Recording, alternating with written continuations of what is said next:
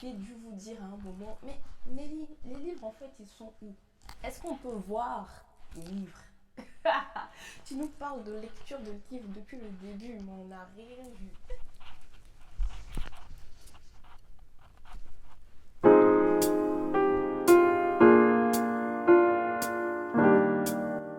Hello, j'espère que tu vas bien et que cette vidéo te trouvera en bonne santé, dans la joie et la bonne humeur. Si tu es nouveau ici, bienvenue sur Roboukini avec Nelly. Oui, Nelly c'est moi et je t'embarque dans un monde où la lecture est reine. Si tu veux enfin combattre la procrastination qui t'empêche de terminer tes livres ou tout simplement guérir tes traumas avec tes anciens profs de français au collège et au lycée, tu es sur la bonne chaîne, au bon endroit. Aujourd'hui, on va vraiment rentrer dans le vif du sujet.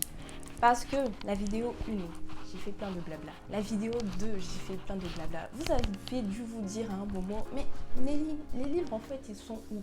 Est-ce qu'on peut voir les livres? Tu nous parles de lecture de livres depuis le début, mais on n'a rien vu. Vous inquiétez pas, t'inquiète pas, aujourd'hui, tu en verras. Dans cette vidéo, je vais te présenter les livres que j'ai lus en 2021. En 2021, je n'ai lu que 8 livres. En fait, par rapport à cette information-là, je vous dis, je n'ai lu que 8 livres. Il y en a qui vont dire, mais moi j'en ai lu 0. Enfin, c'est déjà beaucoup. Mais il y en a d'autres qui vont dire, ah ouais, c'est très peu. C'est pour ça, justement, en créant cette chaîne YouTube, je vous disais que je ne suis pas du tout une professionnelle de la lecture, celle qui lit des centaines et des centaines de livres. Je suis une personne sur Instagram qui a déjà lu 1000 livres et elle n'a pas 60 ans. Coucou Miss Voltan si tu passes par ici. Moi, ce n'est pas du tout mon cas. On n'en est pas du tout là. C'est vraiment c'est beaucoup trop en fait, 1000 livres déjà lus. Donc, c'est pour ça que je vous dis vraiment, on est quand même pas mal à un niveau similaire. Si tu es une personne qui ne lit pas beaucoup en ce moment et qui a du mal vraiment à reprendre la lecture. Et pour te montrer justement qu'il ne faut pas laisser ça t'empêcher en fait de mettre un plan d'action qui va te permettre de reprendre la lecture. Moi j'ai lu 8 livres, mais c'est pas grave. Je me dirais l'année prochaine, je vais lire beaucoup plus, beaucoup moins.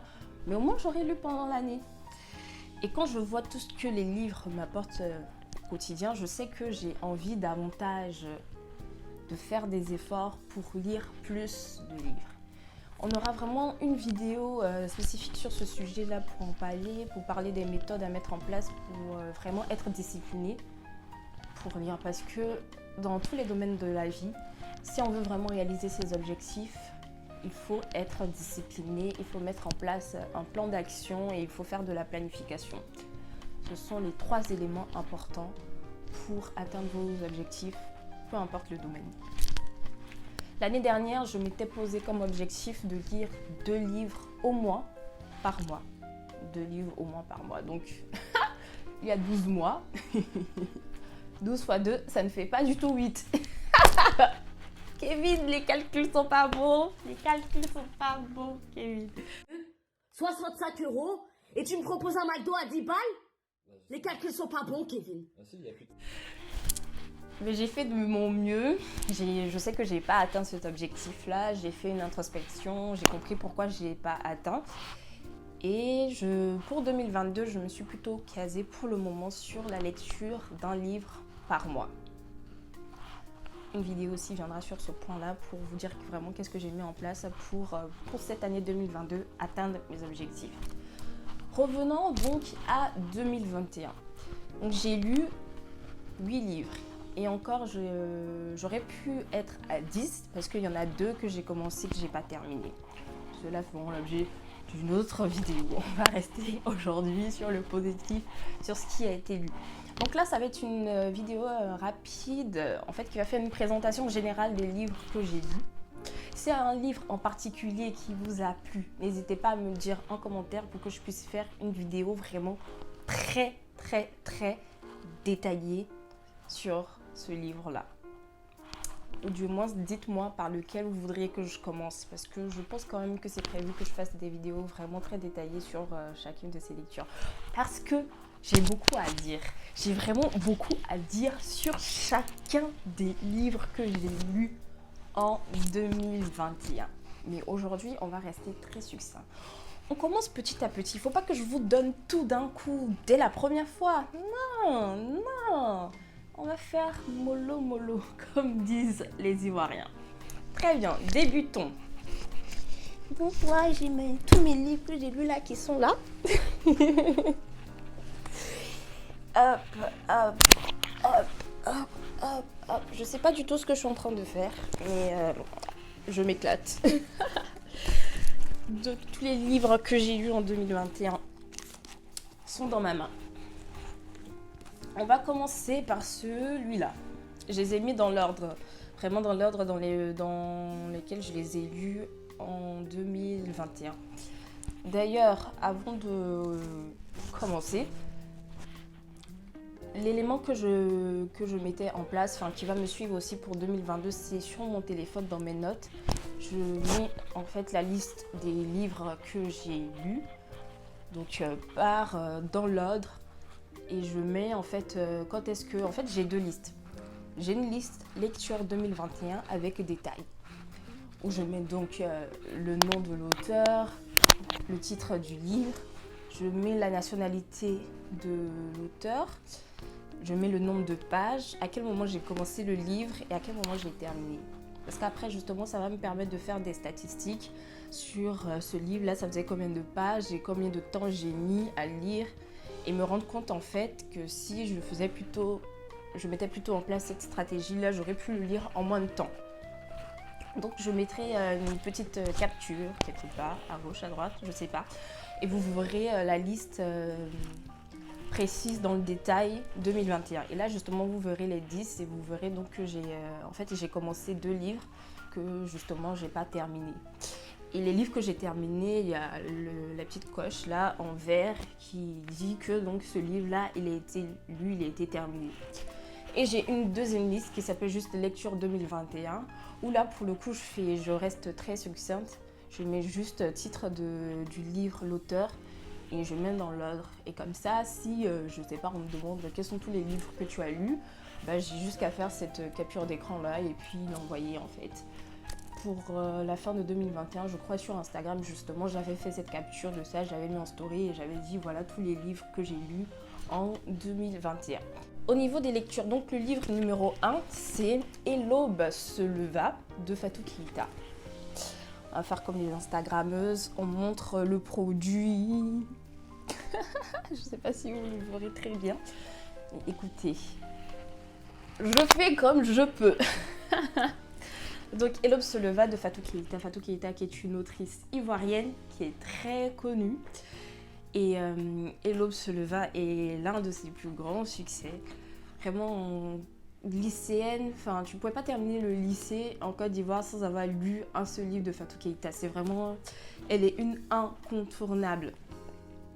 Ce livre est vraiment génial. Vraiment, ce livre, il est génial. Déjà, j'aime beaucoup comment elle écrit. C'est vraiment très, très, très simple, facile à lire.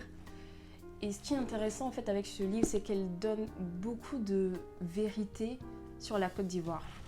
C'est toujours intéressant, en fait, d'avoir une personne qui vient d'un pays et qui parle de certaines réalités de ce pays-là. Moi, c'est ce que j'aime beaucoup dans cette œuvre. Elle parle, pour vraiment faire un résumé assez court, parce que comme je vous ai dit, je vais faire des vidéos très détaillées en fait sur chaque livre. Donc si je vais un petit peu vite là, ne vous inquiétez pas, c'est normal. Mais si toi tu veux que je mette en avant en priorité un livre en particulier parmi toutes les présentations que je ferai, n'hésite pas à me le dire en commentaire. Et puis aussi, n'hésite pas à me dire par rapport à tout ce que je vais présenter, si tu les as déjà lus ou pas et qu'est-ce que tu en as pensé.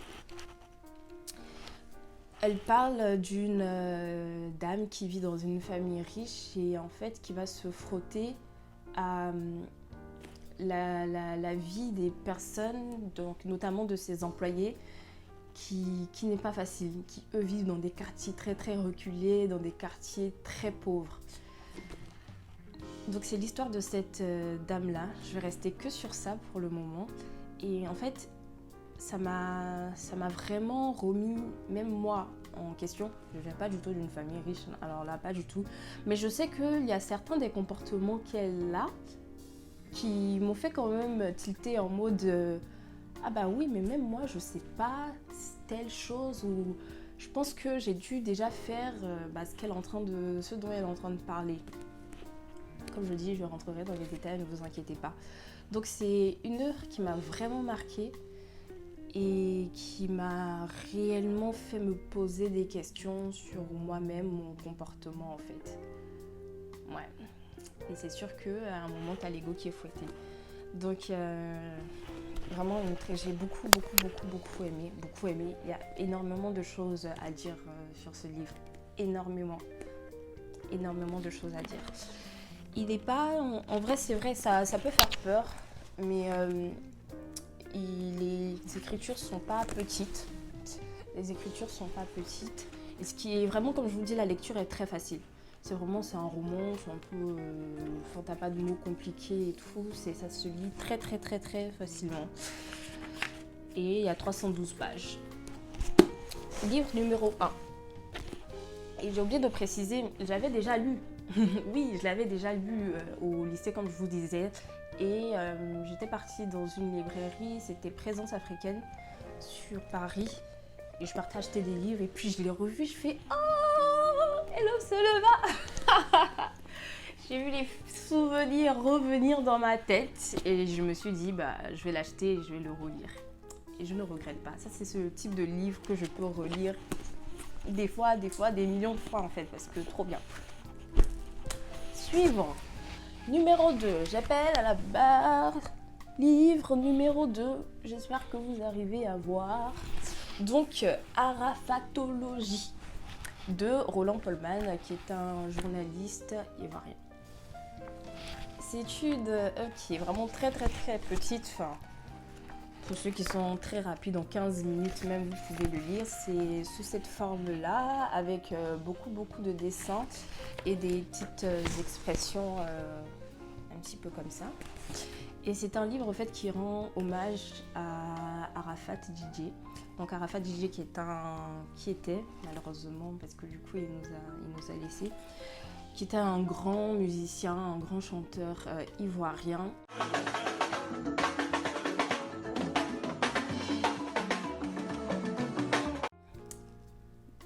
Le détenteur du coupé décalé.